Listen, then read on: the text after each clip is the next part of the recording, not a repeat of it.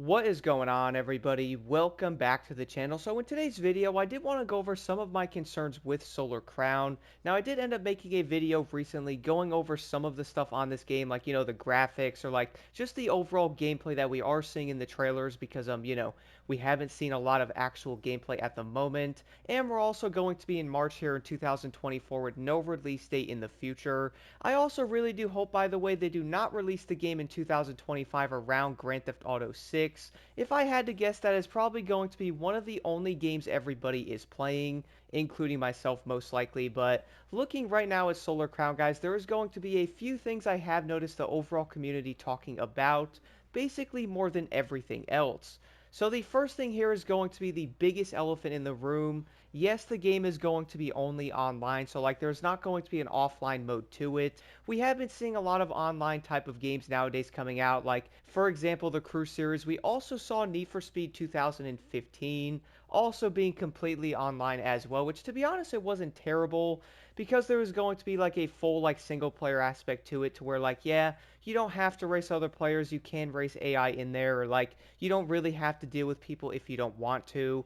At the same time, though, they probably could have just had the servers offline.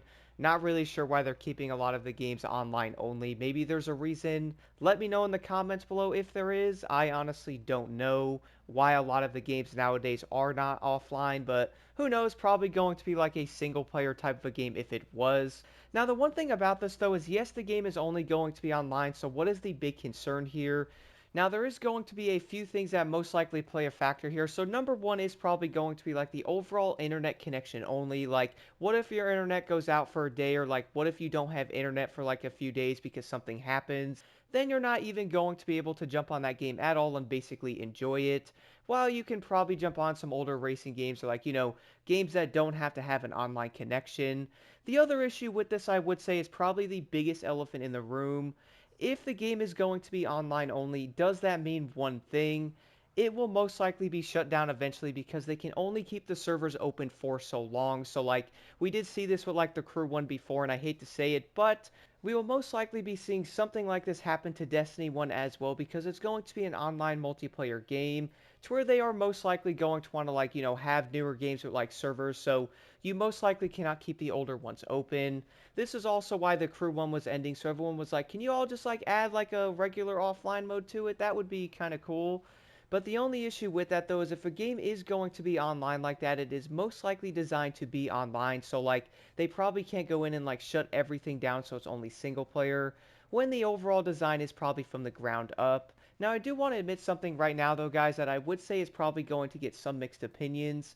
I don't think an online-only racing game is going to be a terrible decision. Now, do hear me out for a second here. The reason why I say this is some can be done right, and obviously the game can also go horribly wrong, which we do see, unfortunately. But I would say like an online-only racing game is going to be good if it does have both aspects to it. For this, you have to have like some type of single player on the game being online. It's probably not going to be the best reference to Solar Crown, guys, but we can agree that Need for Speed 2015 did have this. And we can also probably say that yes, the game had its problems, which most games probably do.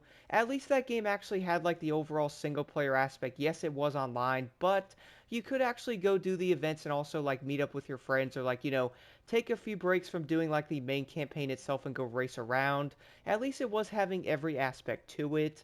Now, I have been seeing a few things of people talking about Solar Crown in the aspect that it's only going to be PvP based. If that is going to be true, which I really hope it isn't, that is most likely going to put a huge hit into the game's player base. Now, the reason why I do say that is not everybody, again, wants to play PvP 24/7.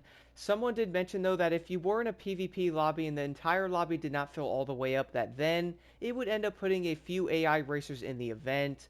I would say this is going to be a decent design, but I also have to say, like, why not just have actual, like, AI racers in there? Can we all agree, guys, that not everybody always wants to race PvP? Or like, here for a quick second, imagine Motorfest being only PvP based, with no playlist, no single player, like no regular events anywhere.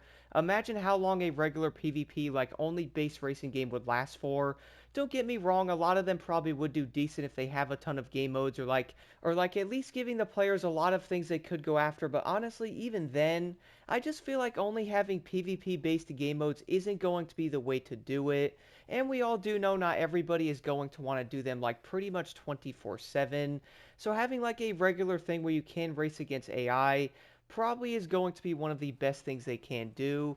Now, I also do want to admit, though, I have not seen a lot about any of this anywhere, but so I guess in a way, though, here it probably is going to be the type of thing where time is only going to tell, to where we basically have to wait for more information to actually be released, which is hopefully going to be soon. We are already in March and no release date, which I do know that's also a really big concern of everyone's. Like, for example, guys, the game was announced around like 3 years ago. We are now in 2024 with a few of the times of the game's release date being, delayed. So a lot of players are like, you know what, this game's going to come out and no one's actually going to play it.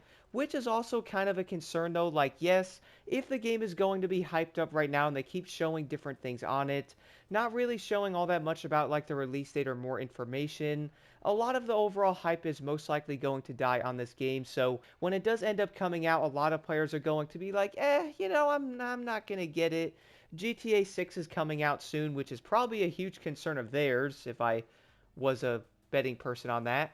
But regardless though, guys, I really do think Test Drive Unlimited is probably going to be a big concern for many people, at least for right now with the information we are going with. Also, I do want to mention, by the way, in that recent Explorer trailer, anybody else notice how there was no dust particles on the vehicles or, coming off the vehicles while driving off-road? I would say that's probably going to be a bit of a concern. Like, yes, I do know they want to show, like, the trailer. Probably isn't going to be, like, a finished product, I guess, but can we all agree on something, though, is if you are trying to build, like, a real hype base for this game, isn't the big thing to actually have, like, the entire thing, like, polished?